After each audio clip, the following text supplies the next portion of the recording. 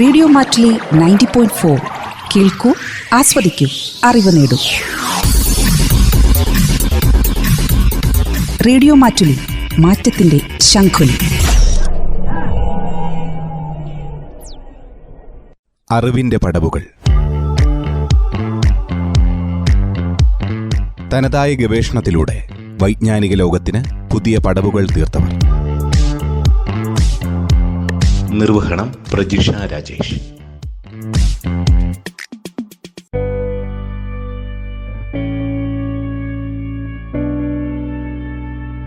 നമസ്കാരം. എല്ലാ പ്രിയ ശ്രോതാക്കൾക്കും അറിവിന്റെ പടവുകൾ എന്ന പരിപാടിയിലേക്ക് സ്വാഗതം. ഇന്ന് അറിവിന്റെ പടവുകൾ എന്ന പരിപാടിയിൽ നമ്മോടൊപ്പം ഉള്ളത് റേഡിയോ മാറ്റിലി സ്റ്റേഷൻ ഡയറക്ടർ എന്ന നിലയിൽ ശ്രോതാക്കൾക്ക് ഇതിനോടകം പരിചിതമായി കഴിഞ്ഞ ഫാദർ ജോഫ്രി പോൾ ആണ്. റേഡിയോ മാറ്റിലിയിൽ എത്തുന്നതിന് തൊട്ടു മുമ്പാണ് അച്ഛന് ഡോക്ടറേറ്റ് ലഭിച്ചത്. റേഡിയോ മാറ്റിലിയുടെ അഭിനന്ദനങ്ങൾ ആദ്യമേ അറിയിക്കുന്നു. ഏറെ സ്നേഹത്തോടെ ഈ ഒരു പരിപാടിയിലേക്ക് സ്വാഗതം ചെയ്യുന്നു. എവിടെയായിരുന്നു ഈ ഒരു ഗവേഷണം ചെയ്തത് എന്നൊന്ന് പറയാമോ? ഞാൻ എൻ്റെ റിസർച്ച് ചെയ്തത് ബാംഗ്ലൂർ ക്രൈസ്റ്റ് യൂണിവേഴ്സിറ്റിയിലാണ്. 2023 മുതൽ 26 വരെയുള്ള കാലഘട്ടത്തിലാണ് ഞാൻ എൻ്റെ PhD പഠനം നടത്തിയതും. 26 മെയ് 15 എൻ്റെ PhD ഡിഫൻസ്. അന്നാണ് എൻ്റെ PhD പൂർത്തിയായത്. സ്വദേശമൊക്കെ എവിടെയാണ്? വയനാട്ടിൽ തന്നെയാണോ? ഇവിടെയൊക്കെ ആയിരുന്നോ പ്രാഥമിക വിദ്യാഭ്യാസമൊക്കെ? എൻ്റെ നാട് എന്ന് പറയുന്നത് എടവക ഗ്രാമപഞ്ചായത്തിലെ താനിയാട് 24 എന്ന് പറഞ്ഞാൽ എല്ലാവർക്കും അറിയാവുന്നത്. 24 എൻ്റെ വീട്, താനിയാട് ഭാഗത്തായിട്ട്. ഞാൻ UP സ്കൂളും LP UP എല്ലാം പഠിച്ചത് എള്ളുമുന്നം ANM UP സ്കൂളിലാണ്. അത് കഴിഞ്ഞിട്ട് ഹൈസ്കൂളും +2 ഞാൻ പഠിച്ചത് കല്ലോടി സെൻറ്റ് ജോസഫ് സ്കൂളിലാണ്. പിന്നെ എൻ്റെ ഡിഗ്രി ഞാൻ ചെയ്തത് മേരിമാത ആർട്സ് ആൻഡ് സയൻസ് കോളേജിലാണ്. എൻ്റെ PG ഞാൻ പൂർത്തിയാക്കിയത് ട്രിച്ചി, തമിഴ്നാട്ടിലെ ട്രിച്ചി സെൻറ്റ് ജോസഫ് കോളേജിലാണ്. അതിനുശേഷമാണ് ഞാൻ PhDക്ക് ബാംഗ്ലൂർ ക്രൈസ്റ്റ് യൂണിവേഴ്സിറ്റിയിൽ പോയത്. ചെറുപ്പത്തിലെ പഠിക്കുന്ന ഒരു സമയം മുതലേ ഒരു PhD നേടുക എന്നുള്ളത് സ്വപ്നത്തിൽ, ആഗ്രഹങ്ങളിൽ ഉണ്ടായിരുന്നുവോ? അതോ PGക്കൊക്കെ ശേഷം തുടർ പഠനം എന്ന രീതിയിൽ ഫാദർ തിരഞ്ഞെടുത്തതായിരുന്നോ ഇത്?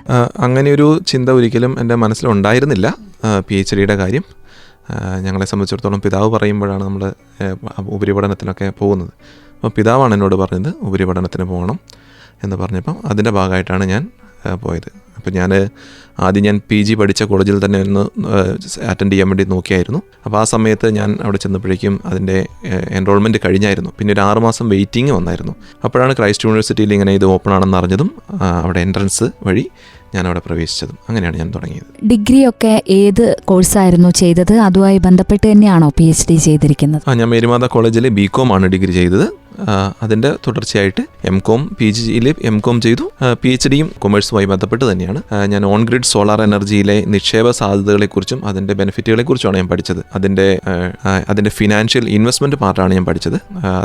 ഇപ്പോൾ നിലവിലുള്ള അതിൻ്റെ പ്രശ്നങ്ങളും ആ ഒരു മേഖലയാണ് ഞാൻ പഠനത്തിനായി തിരഞ്ഞെടുത്തത്. ഗവേഷണത്തിന് വേണ്ടി ഈ ഒരു പ്രത്യേക വിഷയം തിരഞ്ഞെടുക്കാനുള്ള ഒരു കാരണം, ഇതിലേക്ക് എത്തിച്ചേർന്ന എന്തെങ്കിലും ഒരു പ്രചോദനമൊക്കെ എന്താണ്? ശരിക്കും ഞാൻ PhD ചെയ്യാൻ വേണ്ടി പോയപ്പം എൻ്റെ മനസ്സിലുണ്ടായിരുന്ന വിഷയം ഇതായിരുന്നില്ല. കാരണം വയനാട്ടിൽ ഞാൻ ഡിഗ്രി പഠിച്ചുകൊണ്ടിരിക്കുന്ന സമയത്താണ് കർഷക ആത്മഹത്യകൾ വളരെ അധികമായിട്ടുണ്ടായിരുന്ന സമയം. ആ സമയത്ത് അപ്പോൾ അതിനൊരു കാരണമുണ്ട്.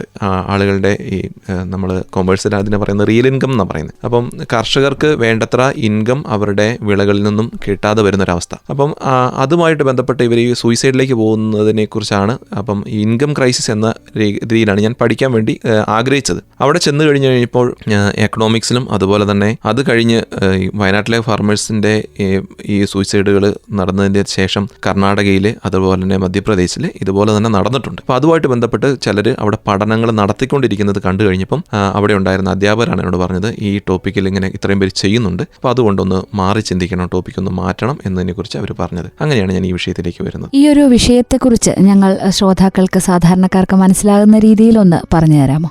ഇത് ഞാൻ നേരത്തെ പറഞ്ഞതുപോലെ തന്നെ ഫാർമേഴ്സിൻ്റെ ക്രൈസിസുമായി ബന്ധപ്പെട്ട മറ്റൊരു വിഷയം തന്നെയാണിത്. കാരണം നമ്മൾ എല്ലായ്പ്പോഴും പ്രത്യേകിച്ച് നമ്മുടെ ഫാർമേഴ്സിൻ്റെ ഏറ്റവും വലിയൊരു വയനാട്ടിലൊക്കെ പ്രത്യേകിച്ച് ഏറ്റവും കൂടുതൽ ഉണ്ടാകുന്ന ഒരു ക്രൈസിസാണ് ക്ലൈമറ്റ് ചേഞ്ച്. ഈ ക്ലൈമറ്റ് ചേഞ്ചിനെ കുറിച്ച് ഞാൻ ചിന്തിച്ചു കഴിഞ്ഞപ്പോൾ ഏറ്റവും കൂടുതൽ ക്ലൈമറ്റ് ചേഞ്ചിന് കാരണമാകുന്നത് എന്താണ് എന്നുള്ളത് നമ്മൾ പലപ്പോഴും ശ്രദ്ധിക്കാതെ പോകുന്നൊരു കാരണമാണ്. അതായത് ഇന്ത്യയിലെ ഏറ്റവും കൂടുതൽ നമ്മൾ പ്രത്യേകിച്ച് നമ്മുടെ എനർജി സെക്ടറിനെ കുറിച്ച് പഠിക്കുകയാണെങ്കിൽ നമ്മളെല്ലാവരും ഇലക്ട്രിസിറ്റി ഉപയോഗിക്കുന്നവരാണ്. ഇലക്ട്രിസിറ്റിയാണ് നമ്മുടെ എല്ലാ ബേസിക് എനർജി എന്ന് പറയുന്നത്. ഈ ഇലക്ട്രിസിറ്റി സെക്ടർ കേരളത്തിനെക്കാട്ടും ഉപരി ഇന്ത്യയിൽ നമ്മൾ എടുക്കുകയാണെങ്കിൽ അതിൻ്റെ പകുതിയിലധികം നമ്മൾ പ്രൊഡ്യൂസ് ചെയ്യുന്നത് നോൺ റിന്യൂവബിൾ റിസോഴ്സിൽ നിന്നാണ്. അതായത് പെട്രോള്, കൽക്കരി, ഡീസൽ, മണ്ണെണ്ണ ഇങ്ങനെയുള്ള കാര്യങ്ങൾ. പിന്നെ അതുപോലെ തന്നെ ഗ്യാസും. ഇതിൻ്റെ അകത്ത് ഏറ്റവും കൂടുതൽ ഇന്ത്യയുടെ എനർജി സെക്ടർ നമ്മൾ നോക്കിക്കഴിഞ്ഞിട്ടുണ്ടെങ്കിൽ 40% നമ്മൾ ഉപയോഗിക്കുന്നത് കൽക്കരിയാണ്. 1 കിലോ കൽക്കരി നമ്മൾ ഉപയോഗിച്ച് കഴിഞ്ഞിട്ടുണ്ടെങ്കിൽ 3 കിലോയ്ക്ക് മുകളിൽ കാർബൺ ഡൈ ഓക്സൈഡാണ് നമ്മൾ എമിറ്റ് ചെയ്യുന്നത്. നമ്മൾ ഡീസലിലേക്ക് വന്നു കഴിഞ്ഞിട്ടുണ്ടെങ്കിൽ 2 കിലോയ്ക്ക് മുകളിൽ 1 ലിറ്റർ ഡീസൽ കത്തി അത് എനർജി പ്രൊഡ്യൂസ് ചെയ്യുമ്പം ഈ പ്രകൃതിയിലേക്ക് വിടുന്നത് 2 കിലോയ്ക്ക് മുകളിൽ കാർബൺ ഡൈ ഓക്സൈഡാണ്. ഇതുപോലെ തന്നെയാണ് പെട്രോളും ഡീസലും ഗ്യാസും. അപ്പോൾ എപ്പോഴൊക്കെ നമ്മുടെ എനർജി നീഡ് വരുന്നുണ്ടോ അപ്പോഴൊക്കെ നമ്മളെ ഇപ്പം നിലവിലെ ഇന്ത്യയുടെ അവസ്ഥ അനുസരിച്ച് ഏറ്റവും കൂടുതൽ ഇപ്പം നമ്മൾ ഇപ്പോഴത്തെ കാൽക്കുലേഷൻ അനുസരിച്ച് അടുത്ത 3 വർഷത്തേക്ക് ഓരോ വർഷവും അഡീഷണൽ ആയിട്ട് 15 മെഗാവാട്ട് വൈദ്യുതി ഇന്ത്യക്ക് ആവശ്യമുണ്ട്. EV ഇലക്ട്രിക് വെഹിക്കിളിൻ്റെ ഉപയോഗം, അതുപോലെ തന്നെ ഇപ്പം നമ്മൾ കൂടുതൽ ഈ ഫ്ലാറ്റുകളിലേക്കൊക്കെ നോക്കിക്കഴിഞ്ഞിട്ടുണ്ടെങ്കിൽ കൂടുതൽ എല്ലാവരും ഇൻഡക്ഷൻ കുക്കറാണ് ഉപയോഗിക്കുന്നത്. ഗ്യാസിൻ്റെ ലഭ്യത കുറവാണ്. ഇതിന് മുമ്പ് തന്നെ, അതായത് ഇത് പ്രഡിക്ഷൻ ഞാൻ പഠിച്ചുകൊണ്ടിരുന്ന സമയത്തുള്ളതാണ്, ഇപ്പോഴത്തെ ഈ ക്രൈസിസ് അല്ല, അതിന് മുമ്പുണ്ടായിരുന്ന സമയത്ത് തന്നെ 15 മെഗാവാട്ട് എന്നാണ് കാര്യം. ഇപ്പം നിലവിലത്തെ ക്രൈസിസ് അനുസരിച്ച് എങ്ങനെയാണെങ്കിലും അതൊരു 20 മെഗാവാട്ടിന് മുകളിലേക്ക് പോകും. അപ്പോൾ ഈ ഒരു അഡീഷണൽ 20 മെഗാവാട്ടിലേക്ക് പോകുമ്പോൾ ഉണ്ടാകുന്ന ബുദ്ധിമുട്ട് എന്താണെന്ന് വെച്ചിട്ടുണ്ടെങ്കിൽ നമുക്ക് നോൺ റിന്യൂവബിൾ റിസോഴ്സിലേക്കാണ് ഏറ്റവും കൂടുതൽ. ഇപ്പം നമുക്കൊരു സാധാരണ നമ്മൾ ഒരു വീട്ടിലെ ഒരു ഉദാഹരണം എടുക്കുകയാണെങ്കിൽ, നമ്മളൊരു വീട്ടിലൊരു ഫംഗ്ഷൻ നടക്കുകയാണ്. നമ്മൾ സാധാരണതയിൽ ഒരു എനർജി ഒന്ന് ഉറപ്പാക്കാൻ വേണ്ടി നമ്മൾ ജനറേറ്ററാണ് ഉപയോഗിക്കുന്നത്. അപ്പം ഈ ഒരു രീതി തന്നെയാണ് നമ്മുടെ ഇന്ത്യയിലെ മൊത്തത്തിൽ നോക്കിക്കഴിഞ്ഞിട്ടുണ്ടെങ്കിൽ നമുക്കൊരു അഡീഷണൽ എനർജി വേണമെന്നുണ്ടെങ്കിൽ നമ്മൾ ഒന്നെങ്കിൽ ഒരു വൈദ്യുതി നിലയം ഉണ്ടാക്കുന്നത്, അത് മിക്കവാറും താപവൈദ്യുത നിലയങ്ങളായിരിക്കും. അതൊന്നെങ്കിൽ ഡീസലിൽ പ്രവർത്തിക്കുന്നതായിരിക്കും, അല്ലെങ്കിൽ കൽക്കരിയിൽ പ്രവർത്തിക്കുന്നതായിരിക്കും. ഈ പ്രവർത്തിക്കുന്ന കൽക്കരി അല്ലെങ്കിൽ ഡീസൽ ആണവ നിലയങ്ങൾ വീണ്ടും ഈ പ്രകൃതിയിലേക്ക് കൂടുതൽ എമിഷൻസ് ആണ് വിടുന്നത്. അതായത് ഞാൻ ഈ പറഞ്ഞതുപോലെ നമ്മൾ 1 ലിറ്ററിലാണ് ഞാൻ പറഞ്ഞ അത്രയും കാർബൺ എമിഷൻ പറയുന്നത്. ഇതുപോലെ എത്രയോ മെട്രിക് ടൺ നമുക്ക് ഡീസലും കോളും ഉപയോഗിക്കുന്നുണ്ട്. ഇതിനെക്കാട്ടൊക്കെ ഉപരിയായിട്ടുള്ള മറ്റ് 2 കാര്യങ്ങൾ എന്ന് പറയുന്നത്, എവിടെ നിന്നാണ് നമുക്ക് ഈ ഡീസലും കൽക്കരിയും വരുന്നത്? ഇപ്പോൾ നമ്മൾ വിചാരിക്കുന്നുണ്ടാവും, നമ്മൾ പത്രത്തിലൊക്കെ വായിക്കുന്നുണ്ടാവും, നമ്മുടെ കോള് നമുക്ക് ഇഷ്ടം പോലെ ഇന്ത്യയിലുണ്ട്. പക്ഷേ കഴിഞ്ഞ കുറേ വർഷങ്ങളായിട്ട് ഓരോ വർഷവും അഡീഷണൽ ആയിട്ട് 14%, അതായത് 14% അഡീഷണൽ ആയിട്ട് നമ്മൾ കോള് ഈ പുറത്തുനിന്ന് ജർമ്മനിയിൽ നിന്നും ചൈനയിൽ നിന്നൊക്കെ ഇമ്പോർട്ട് ചെയ്യുവാണ്. അതായത് നമ്മുടെ ഇന്ത്യയിൽ ഉൽപ്പാദിപ്പിക്കപ്പെടുന്ന കോളിനെക്കാട്ട് ഉപരി അതിൻ്റെ ബാലൻസ് തീർക്കാൻ വേണ്ടിയിട്ട് നമ്മൾ വീണ്ടും ഇമ്പോർട്ട് ചെയ്യുവാണ്. അതുപോലെ തന്നെ ഡീസലാണെങ്കിലും മൊത്തത്തിലുള്ള പെട്രോ കെമിക്കലുകൾ നമ്മൾ ഇമ്പോർട്ട് ചെയ്യുകയാണ്. അപ്പോൾ ഇപ്പോൾ നമുക്കറിയാം, കഴിഞ്ഞ 45 ദിവസം കൊണ്ട് ഒരു 45 ദിവസം എടുക്കും നമ്മുടെ ഈ ഹോർമൂസ് കടലിടുക്കിലൂടെ ഒരു കപ്പൽ ഇന്ത്യയിലെത്താൻ വേണ്ടിയിട്ട്. അപ്പോൾ ഇപ്പം നമ്മളുടെ ഈ ഊർജ്ജ പ്രതിസന്ധിയുടെ ഒരു കാരണം അതാണല്ലോ. അപ്പം ഇതുപോലെ തന്നെ ഈ 45 ദിവസം എടുത്ത് ഇങ്ങനെ പല പല കപ്പലുകളിലായിട്ട് വരുന്ന പെട്രോളും ഡീസൽ, കോള്, ഈ സാധനങ്ങളാണ് നമ്മുടെ ഊർജ്ജ സോഴ്സുകൾ. അപ്പം ഈ എനർജിക്ക് വേണ്ടിയുള്ള സോഴ്സുകൾ നമുക്ക് ഇന്ത്യയിലേക്ക് എത്തുന്നത് ഈ ഒരു രീതിയിലാണ്. അപ്പം ഈ ഒരു സാധനത്തിൽ നമുക്ക് 2 ബുദ്ധിമുട്ടുകൾ ഇന്ത്യയിലുണ്ട്. ഇന്ത്യ അഭിമുഖീകരിക്കുന്ന 2 പ്രധാന പ്രശ്നങ്ങളുണ്ട്. ഒന്നാമത്തെ കാര്യം എന്ന് പറയുന്നത്, ഈ കൊണ്ടുവരുന്ന എല്ലാ സാധനങ്ങൾക്കും നമ്മൾ പേ ചെയ്യുന്നത്, നമ്മൾ അവർക്ക് പണം കൊടുക്കേണ്ടത് ഡോളറിലാണ്. ഈ ഡോളറിലേക്ക് വരുമ്പം ഇന്ത്യയുടെ ഫിനാൻഷ്യൽ ഇറക്കുമതിയും കയറ്റുമതിയിലും നമുക്ക് വളരെയധികം വ്യത്യാസമുണ്ട്. അതായത് ഒരു രാജ്യത്തിൻ്റെ നിലനിൽപ്പ് എന്ന് പറയുന്നത്, ഏറ്റവും നല്ല സാമ്പത്തിക ഭദ്രത എന്ന് പറയുന്നത് ഇറക്കുമതി കുറവും കയറ്റുമതി കൂടുതലുമാണ്. ഇപ്പം നമ്മൾ ഇറക്കുമതി ചെയ്യുന്നതിനകത്ത് ഏറ്റവും കൂടുതൽ ഇറക്കുമതി ചെയ്യുന്നത് ഈ പെട്രോ കെമിക്കൽസ് ആണ്, അതുപോലെ തന്നെ കോളാണ്. ഇത് കൂടുതൽ നമ്മൾ ഇറക്കുമതി ചെയ്യുമ്പം നമ്മളുടെ രൂപയുടെ വില താഴേക്ക് പോവുകയാണ്. അതായത് നമ്മൾ $1 നമ്മളിപ്പം 100 രൂപയോളം കൊടുക്കണം. അതിൻ്റെ ഏറ്റവും പ്രധാന കാരണം എന്ന് പറയുന്നത് നമ്മുടെ ഈ ഇറക്കുമതി കൂടുന്നതാണ്.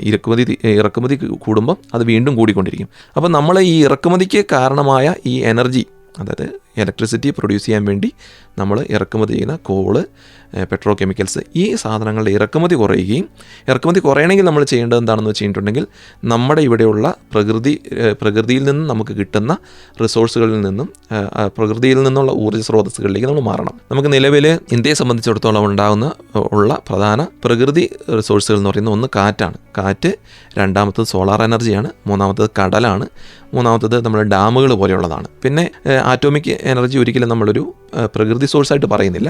അപ്പം ഇതിൻ്റെ അകത്ത് നമ്മൾ ഉപയോഗിക്കുമ്പം ഇതിൻ്റെ അകത്ത് കുറച്ച് പ്രശ്നങ്ങളുമുണ്ട്.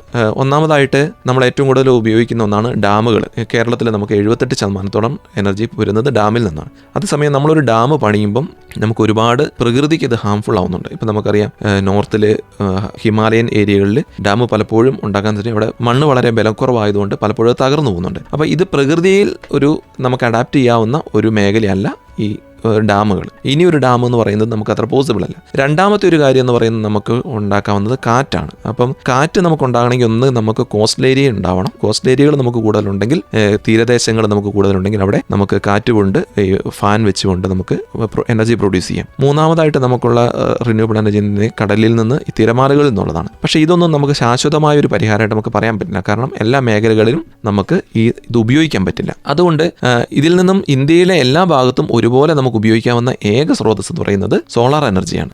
ഒപ്പം തന്നെ നമ്മൾ ഈ പുനരുൽപ്പാദിപ്പിക്കാൻ പറ്റാത്ത എനർജി സോഴ്സുകളിൽ നിന്നും നമ്മൾ വൈദ്യുതി ഉണ്ടാക്കുന്നതിൻ്റെ അകത്ത് 17% നമുക്ക് ട്രാൻസ്മിഷൻ ആൻഡ് ഡിസ്ട്രിബ്യൂഷൻ ലോസ് ആയിട്ടുണ്ട്. അതായത് നമ്മൾ 100%, ഒരു 100 യൂണിറ്റ് എനർജി നമ്മൾ പ്രൊഡ്യൂസ് ചെയ്യുന്നുണ്ടെങ്കിൽ അതിൻ്റെ അകത്ത് 17 യൂണിറ്റ് നമുക്ക് നഷ്ടപ്പെടുന്നുണ്ട്. അതായത് നമ്മൾ ഇപ്പം പ്രൊഡക്ഷൻ, അതായത് ഇപ്പം നമുക്ക് ഇപ്പോൾ ഒരു ഉദാഹരണം പറഞ്ഞാൽ കേരളത്തിൻ്റെ സാഹചര്യത്തിൽ ഇടുക്കിയിൽ നിന്നാണ് നമ്മുടെ ജലവൈദ്യുതി ഉണ്ടാക്കുന്നത്.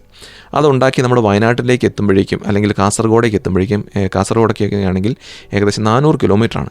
ഈ 400 കിലോമീറ്ററിലേക്ക് ഇത് കൊണ്ടുപോകുമ്പം ഈ പോകുന്ന വഴിക്ക് ഹീറ്റായിട്ടും അതല്ലാതെ ഈ ട്രാൻസ്മിഷൻ ആൻഡ് ഡിസ്ട്രിബ്യൂഷൻ ലോസ് എന്ന് പറഞ്ഞാൽ ലോസ് ഉണ്ട്. ഇപ്പോൾ ചിലപ്പോൾ എക്യുപ്മെൻസിൽ നിന്ന് നമ്മൾ ട്രാൻസ്ഫോമറുകൾ വഴി ഇത് മാറ്റുമ്പം നമുക്ക് നഷ്ടം സംഭവിക്കുന്നുണ്ട്. അങ്ങനെ ഇന്ത്യയുടെ ആവറേജ് മിക്കവാറും ഈ ഗ്രാമപ്രദേശങ്ങളിലേക്കൊക്കെ പോകുമ്പോൾ 17%. അതായത് നമുക്ക് 100 യൂണിറ്റ് വൈദ്യുതി ഉൽപ്പാദിപ്പിച്ച് കഴിഞ്ഞിട്ടുണ്ടെങ്കിൽ 83 യൂണിറ്റ് മാത്രമേ നമുക്ക് ഉപഭോഗത്തിന് കിട്ടുന്നുള്ളൂ. അപ്പോൾ ഇതും നമുക്ക് കുറയ്ക്കാനുള്ള ഒരു നല്ല സോഴ്സാണ് സോളാർ എനർജി. കാരണം സോളാർ എനർജിയിൽ നമ്മൾ പാനൽ വെച്ച് പ്രൊഡ്യൂസ് ചെയ്യുന്നു, അത് ആ ലോക്കൽ സ്ഥലത്ത് തന്നെ കൺസ്യൂം ചെയ്യപ്പെടുന്നുണ്ട്, ഉപയോഗിക്കപ്പെടുന്നുണ്ട്. അതുകൊണ്ട് ഈ ട്രാൻസ്മിഷൻ ആൻഡ് ഡിസ്ട്രിബ്യൂഷൻ ലോസ് കുറയും. എന്നിട്ടും നമ്മുടെ ഈ ഒരു മേഖലയിലേക്കുള്ള ഇൻവെസ്റ്റ്മെൻറ്റ് കുറവാണ്. അതിനെക്കുറിച്ചുള്ളതാണ് എൻ്റെ പഠനം. അപ്പം ഈ സോളാർ എനർജി നമുക്ക് നേരത്തെ മുതൽ ഇഷ്ടംപോലെ ഓപ്ഷൻസ് ഉണ്ട്. അപ്പോൾ ഈ സബ്സിഡി കൊടുത്തിട്ടും സബ്സിഡികൾ ഗവൺമെൻറ് നൽകിയിട്ടും ആളുകൾ ഇതിലേക്ക് ഇൻവെസ്റ്റ് ചെയ്യാൻ തയ്യാറാകുന്നില്ല. അത് എന്തുകൊണ്ടാണ് ആളുകൾ ഇതിലേക്ക് ഇൻവെസ്റ്റ് ചെയ്യാൻ തയ്യാറാകാത്തത്? അപ്പം നമുക്ക് ഈ സോളാർ എനർജിയിലേക്ക് കൂടുതൽ ആളുകൾ ഇൻവെസ്റ്റ് ചെയ്യുകയാണെങ്കിൽ നമ്മുടെ ഈ ഊർജ്ജ പ്രതിസന്ധി ഒരു നല്ലൊരു ശതമാനം വരെ നമുക്ക് പരിഹരിക്കാൻ പറ്റും. അത് എന്തുകൊണ്ടാണ് ആളുകൾ ഇതിലേക്ക് വരാത്തത് എന്നുള്ളതിനെക്കുറിച്ചാണ് എൻ്റെ പഠനം. അവരെ അതിൻ്റെ അകത്ത് തടസ്സപ്പെടുത്തുന്ന കാര്യങ്ങൾ എന്താണ് എന്നുള്ളതാണ് എൻ്റെ പഠനം.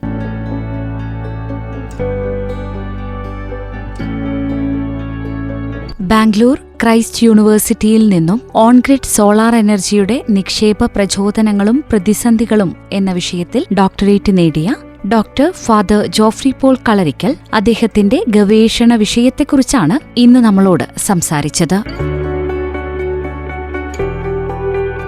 ഇന്ത്യൻ ഊർജ്ജ പ്രതിസന്ധി പരിഹരിക്കുന്നതിൽ സൗരോർജ്ജത്തിന്റെ പ്രസക്തിയും അതിന് തടസ്സമാകുന്ന കാരണങ്ങളെയും കുറിച്ചുള്ള പഠനത്തെക്കുറിച്ച് ഇനിയുമേറെ കാര്യങ്ങൾ പറയാനുണ്ട്. തുടർന്ന് കേൾക്കാം അറിവിന്റെ പടവുകൾ എന്ന പരിപാടിയുടെ അടുത്ത അധ്യായത്തിൽ. നന്ദി, നമസ്കാരം. അറിവിന്റെ പടവുകൾ.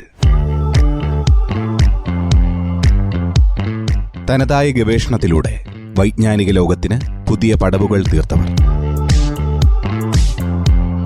നിർവഹണം പ്രജിഷ രാജേഷ്.